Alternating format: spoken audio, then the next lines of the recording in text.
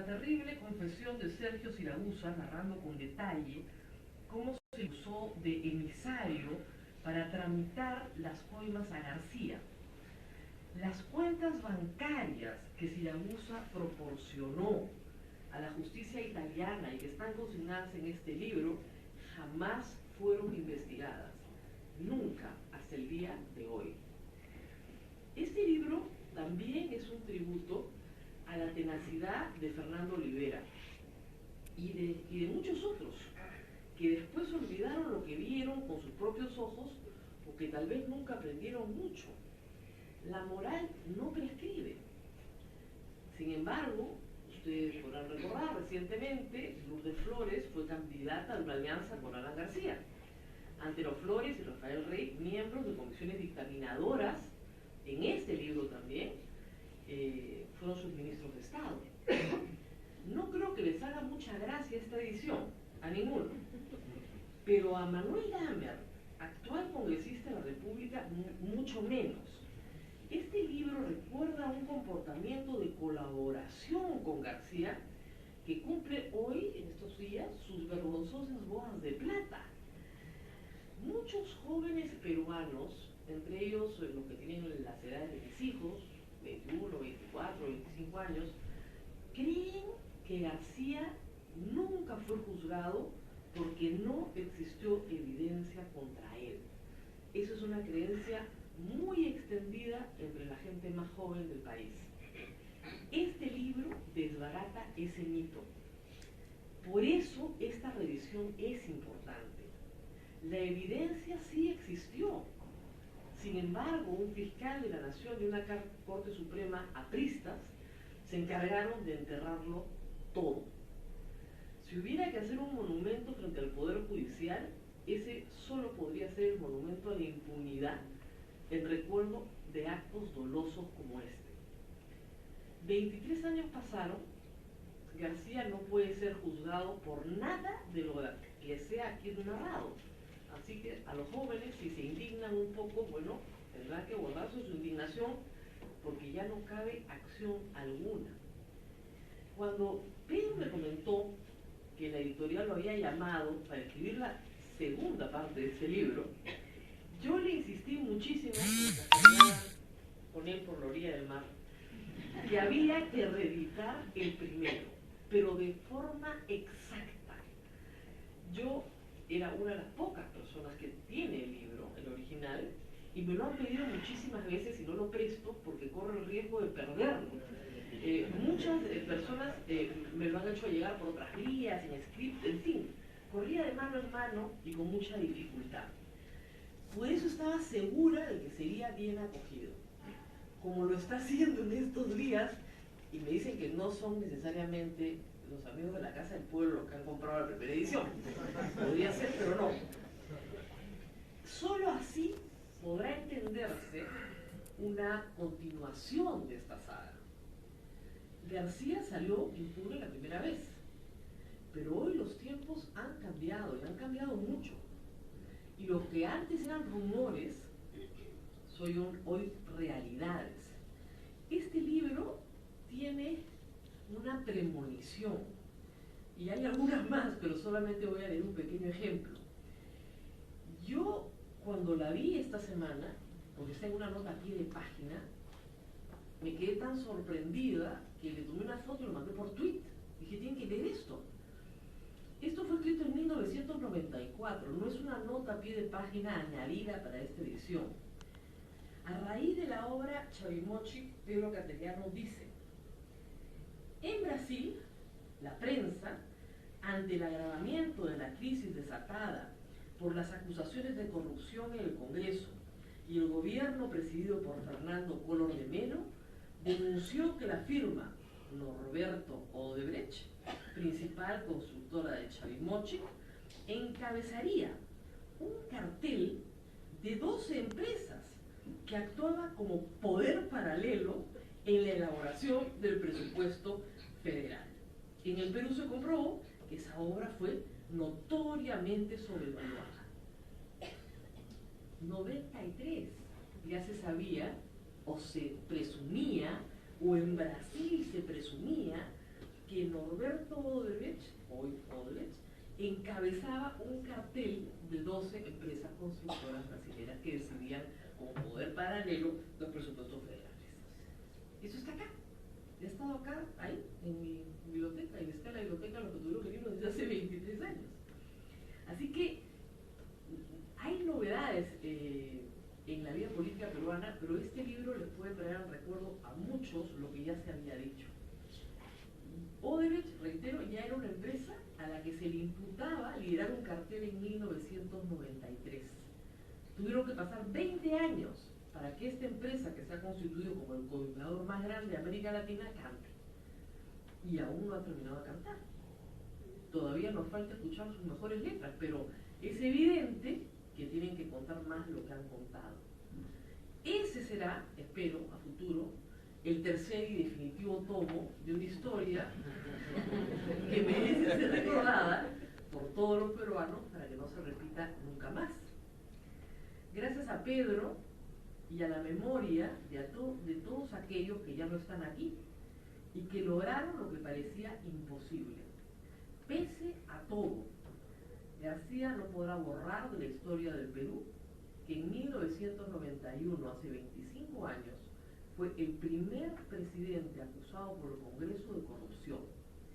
El hecho que lo recordemos esta noche significa que esa marca no la desaparece, ni la prescripción, ni una corte corrupta. Muchas gracias.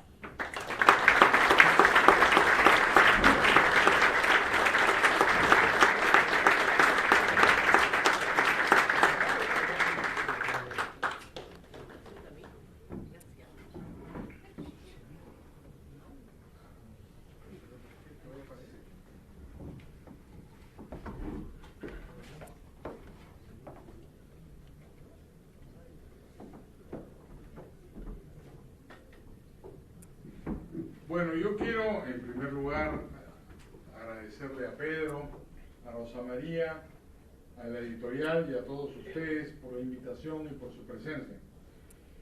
Presentar este libro es para mí un hecho personal, más allá de una aventura política común, de un recuerdo intenso y de un compromiso vigente. Digo que es personal porque Pedro es como mi hermano y eso es públicamente notorio. Somos amigos desde el colegio, nos conocemos de toda una vida. Es mi compadre, además, es el padrino de uno de mis hijos, así que hago esta declaración, no vaya a ser que me acuse a alguien, ¿no es cierto?, de concentración de información, de no estar revelando todos los datos oportunamente, ¿no? De manera que confieso que tengo una relación personal muy cercana e íntima amistad con uno de los autores, con lo cual, o con el autor, con lo cual, claro, nada de lo que diga es muy neutral.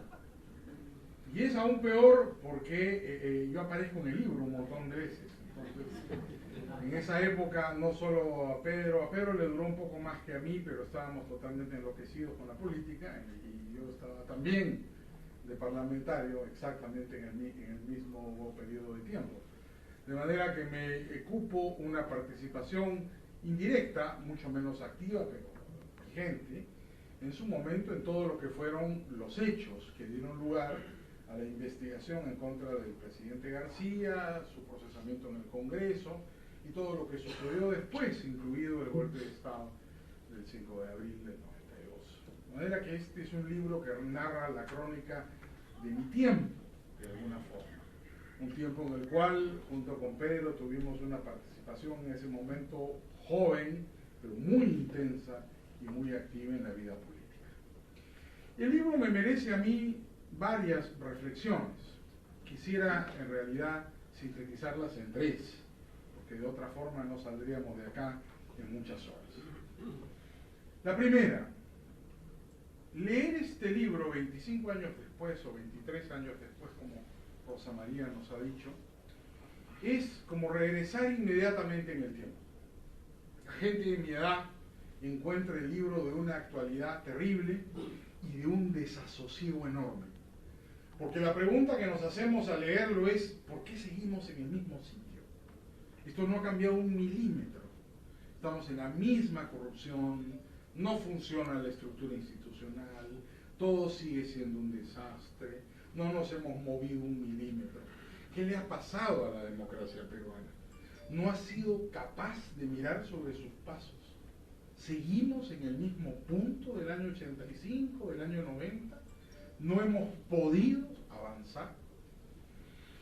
Claro, son preguntas terribles, pero son preguntas de las que no podemos ser ajenos, porque el libro Mutatis Mutandis, cambiando lo que haya que cambiar, podríamos reemplazar García por Toledo, o Toledo por Fujimori, y Fujimori por sabe Dios quién más, ¿no es cierto? Y haciendo las combinaciones del caso, estaríamos probablemente ante historias muy semejantes. Entonces este libro no es una llamada de alerta, es un alarido de alerta frente o para todos los demócratas. Pedro ha tenido después de su carrera de parlamentario, que quedó trunca, una importante carrera política. Y siendo él quien llegó a tener responsabilidades muy importantes en este país, publicar este libro y anunciando otros, ¿no es cierto?, es, creo, un elemento de gran interés y sobre todo de relevante importancia. Los políticos en el Perú no acostumbran a hacer este tipo de testimonios. Si publican libros son hagiográficos, ¿no?, acerca de lo lindos que son, de lo inteligentes que son, de lo bien que escriben, de lo listos que resultan frente a distintos acontecimientos, coleccionan sus discursos o sus iniciativas políticas, pero no hacen una crónica de su tiempo. Por eso este libro es tan llamativo, porque es difícil, diría yo, único.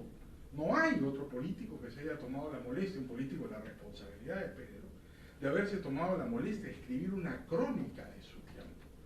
Hay colecciones, como les digo, de hechos, ¿no es cierto?, o de actos de gobierno, pero una crónica como la que hace Pedro, no conozco un libro igual. Y eso le da un valor testimonial sumamente importante.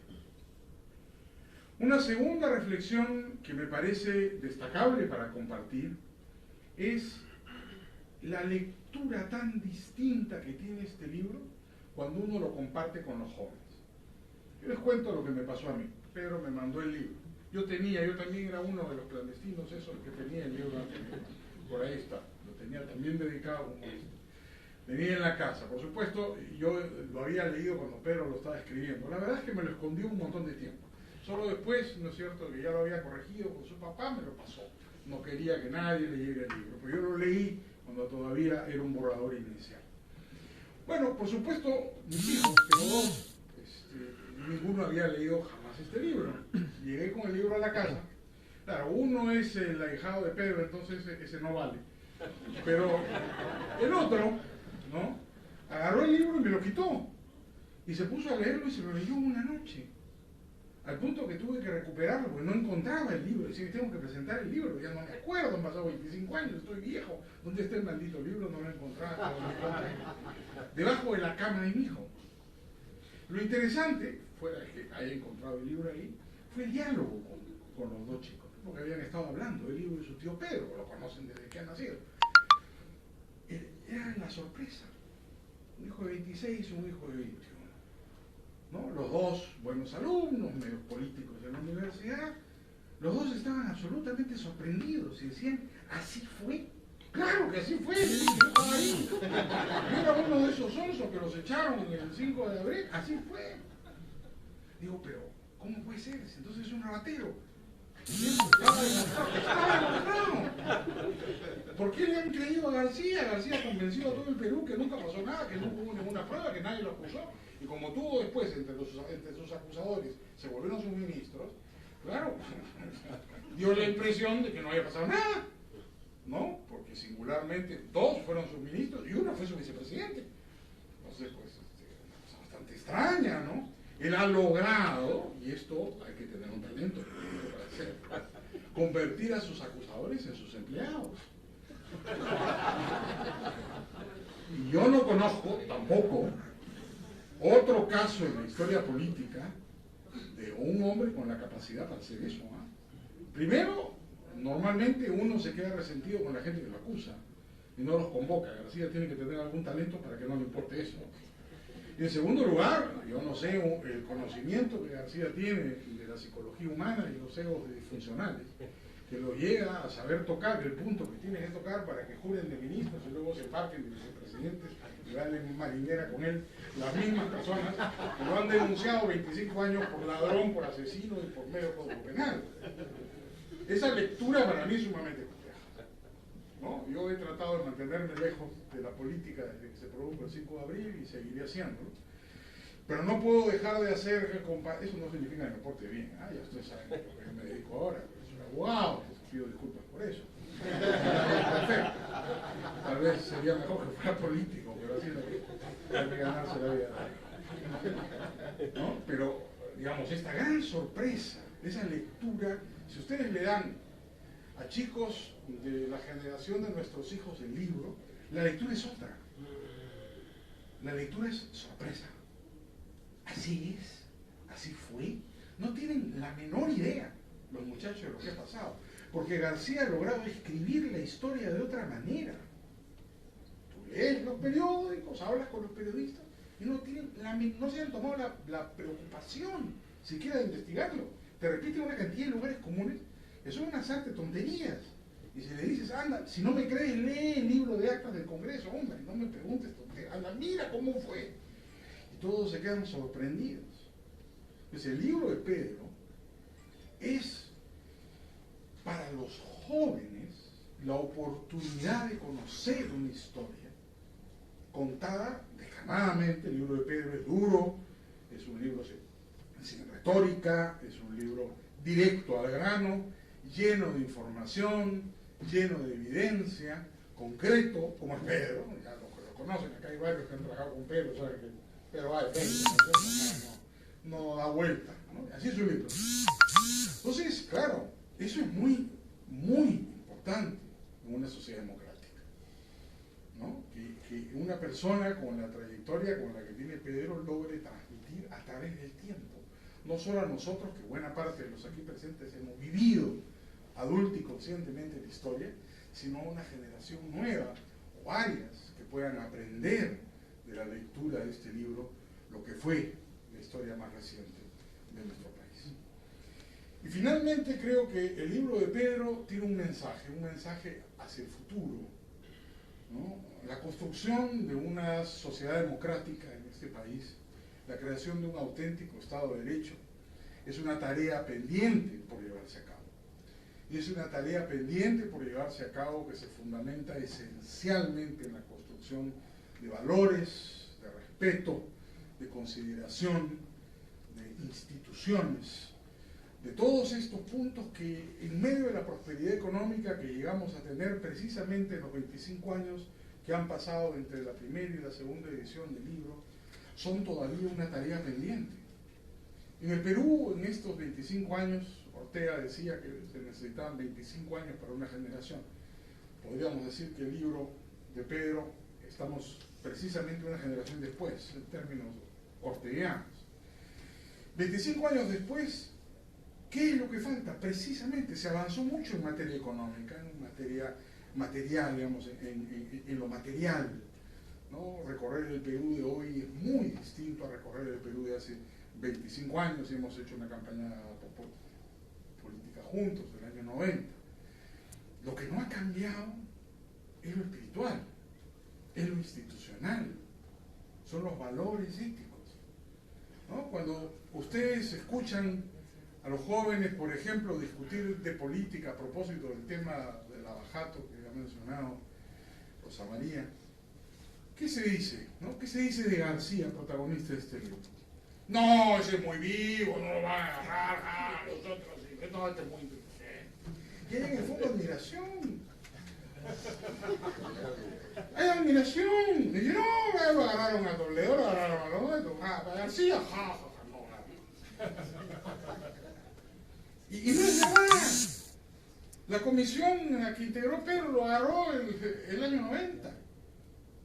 Claro, hubo un complot para que no siguiera esa investigación, y posteriormente un golpe de Estado que no investigó más. Ahí las conexiones de Fujimori con García siempre han sido un tema pendiente de investigación. No es que no haya pruebas, es que nunca se las quiso ver. Y eso nos lleva directamente sobre la fragilidad institucional del Estado de Derecho en nuestro país. Por eso el libro no es solamente un libro que nos da la crónica del pasado, nos sirve de ejemplo, es ejemplificador para los jóvenes, sino nos pone la tarea pendiente para el futuro, que es tal vez el drama y el compromiso más importante que todos los demócratas tenemos que llevar a cabo. Muchas gracias y felicitaciones.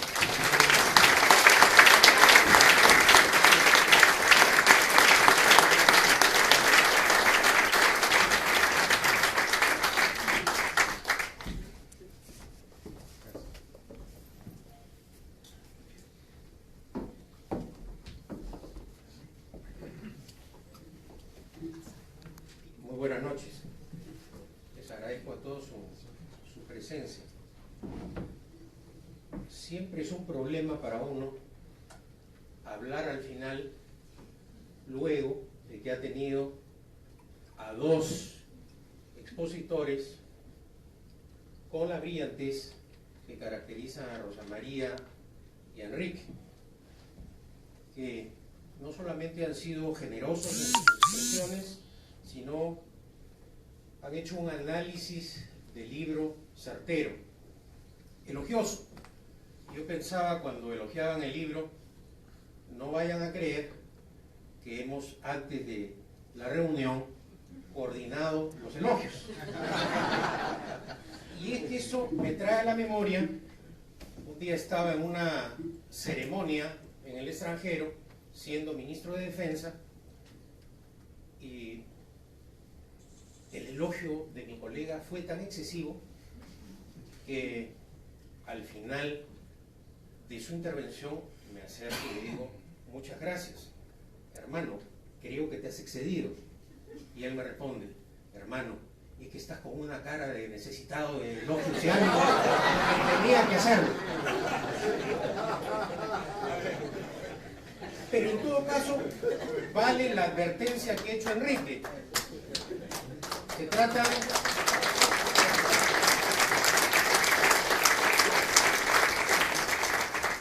Se trata de testimonios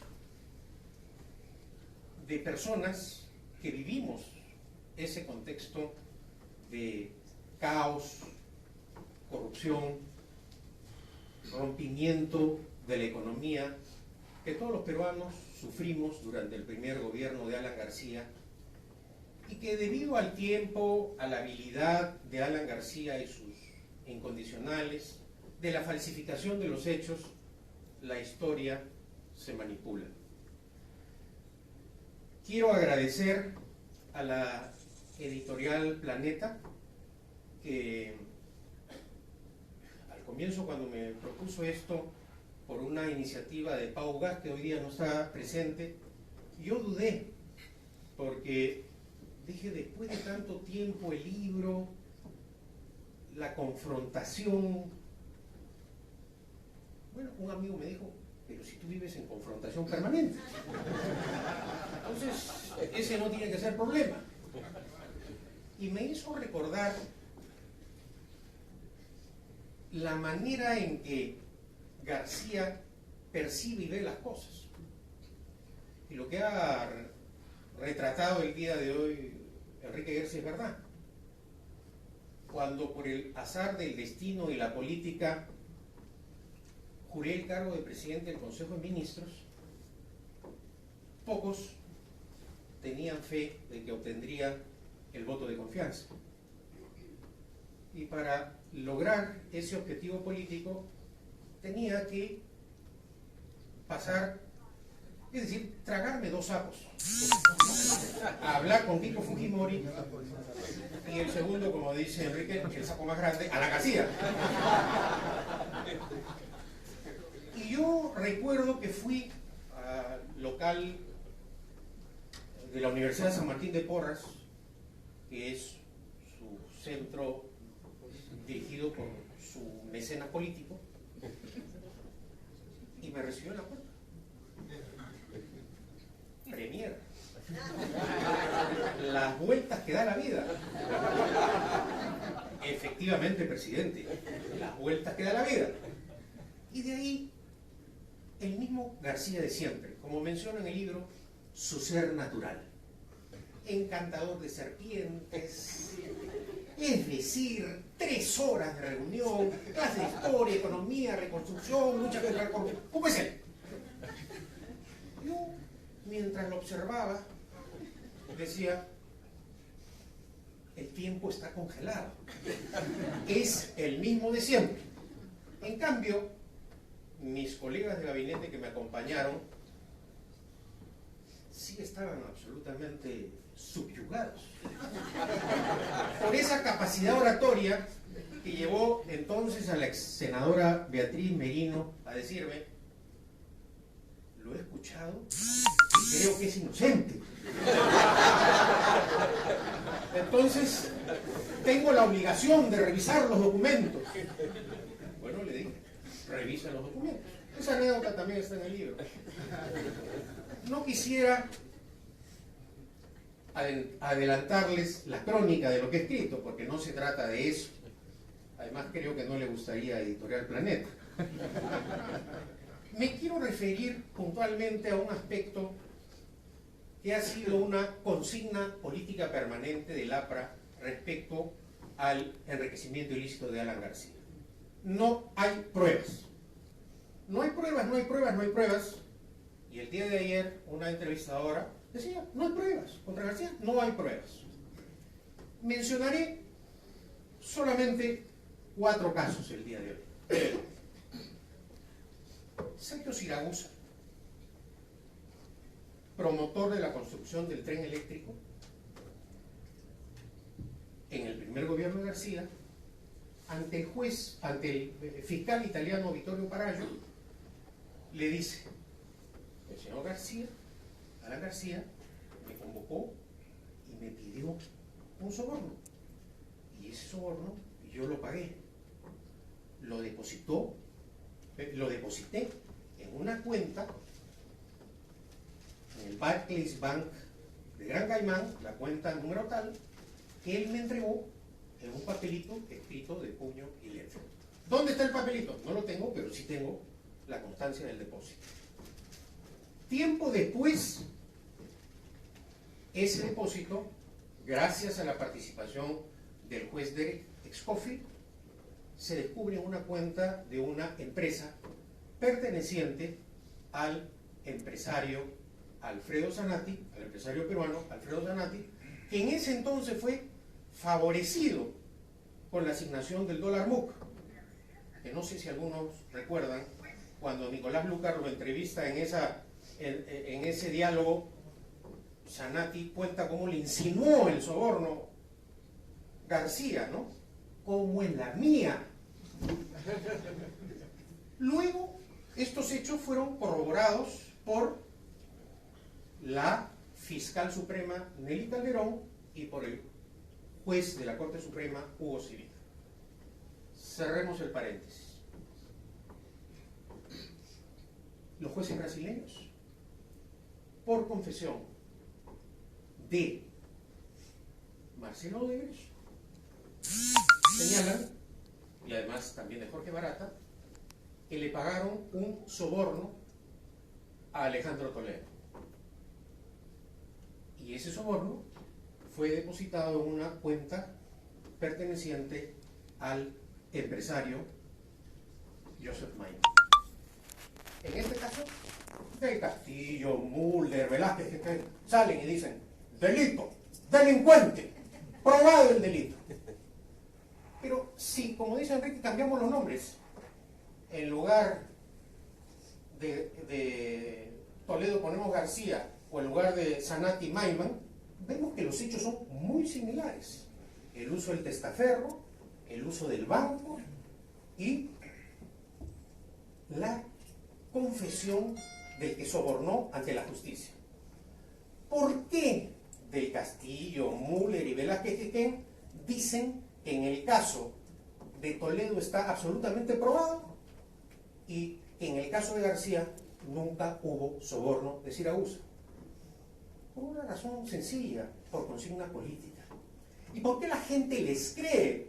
Porque para haber reelegido a García hay que tener en cuenta que un sector importante de la población le creyó, porque simplemente tiene una gran habilidad política para tergiversar, confundir, diseñar campañas de desprestigio personal, el ataque político permanente, porque para eso son habilísimos. Para la obstrucción, para el ataque, son incomparables. Y al amparo de la inmunidad parlamentaria no tienen límite. Las reuniones. ¿Cuántas veces se ha reunido Alan García con Odebrecht? Con Marcelo Odebrecht. ¿Cuántas veces se ha reunido Alan García con Jorge Barata? 23 creo, ¿no? 17. En ese caso, los ilustres juristas del Castillo, Mulder, Velázquez Querquén y Luciana León dicen que no hay colusión ilegal y que no hay negociación incompatible. Yo me he reunido con ministros de defensa, embajadores de países extranjeros, y a mí sí me acusan de colusión ilegal y de negociación incompatible.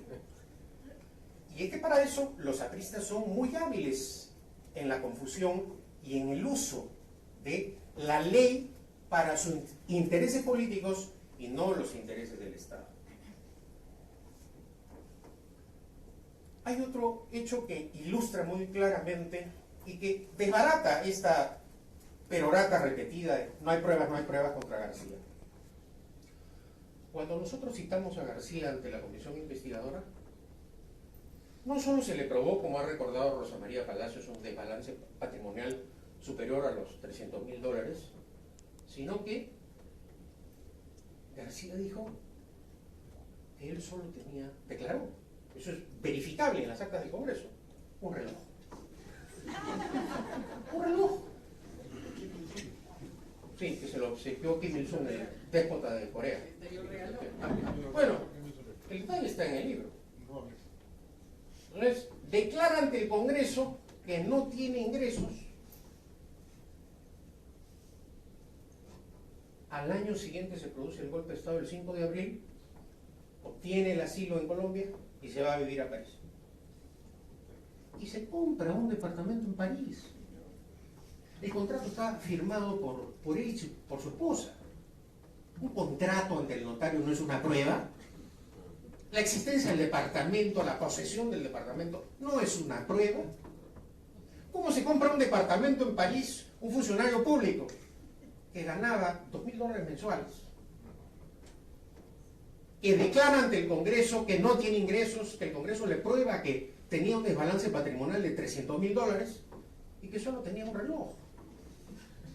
Claro, García dijo, como cualquier ciudadano de clase media, obtuve un préstamo de un banco francés. Cualquiera de nosotros sabe que si va a París no obtiene un contrato de la banca francesa. Menos aún si cuando le preguntan cuál es su patrimonio, él responde, un reloj. El otro caso que es ilustrativo es el del uso de los documentos que hacen los apristas. Repentinamente llega un fax a la oficina de Alfredo Zanatti en Miami. Recibe la secretaria de Zanatti, Lidia Fontanals, ese fax, escrito de puño y letra. Urge $1 millón, comprende la situación, lee, y al segundo recibe una llamada telefónica de una persona con la cual nunca había tenido trato. ¿Con quién tengo el gusto? Alan García. Alan García remitiéndole un fax de puño y letra a su compinche Zanatti por un negocio para la compra, para el alquiler de un avión de $1 millón. Fax que fue sometido a un peritaje y que los apristas negaron. Bueno, los muchachos hoy día no conocen lo que es el fax, pero en esa época los faxes eran los mecanismos de comunicación rápida que tenía la gente. Entonces, no es, como tampoco reconocen el fax entre Negra y Figueroa relacionado al soborno del BCCI, en donde dicen, la García está de acuerdo, ¿no? El presidente está de acuerdo. Y es que es así. Se manipula, se tergiversa tanto la información que la gente ya cree eso. En realidad,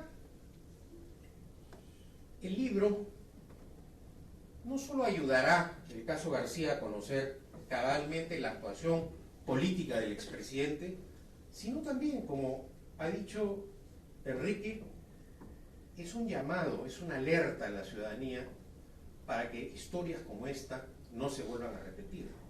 Hace algunos días me entrevistaban y me preguntaban si yo creía que había muertos políticos en el Perú, y yo dije que la prueba de que no existen muertos políticos en el Perú fue la reelección de Alan García. Pero confío, y este es un llamado a los jueces y fiscales del Perú, que en este momento son ellos los llamados a ejercer la acción del cambio. No puede ser posible que el soborno del BCCI haya sido descubierto por el fiscal Robert Morgenthau, un fiscal extranjero. No puede ser posible que el soborno del tren eléctrico haya sido descubierto gracias a la participación de un juez de Gran Caimán, Derek Scofield. No puede ser posible que los sobornos a Fujimori y Montesinos hayan sido descubiertos por la fiscal suiza Cornelia Cova. Yo les diría a los fiscales y jueces del Perú, háganse una. Gracias.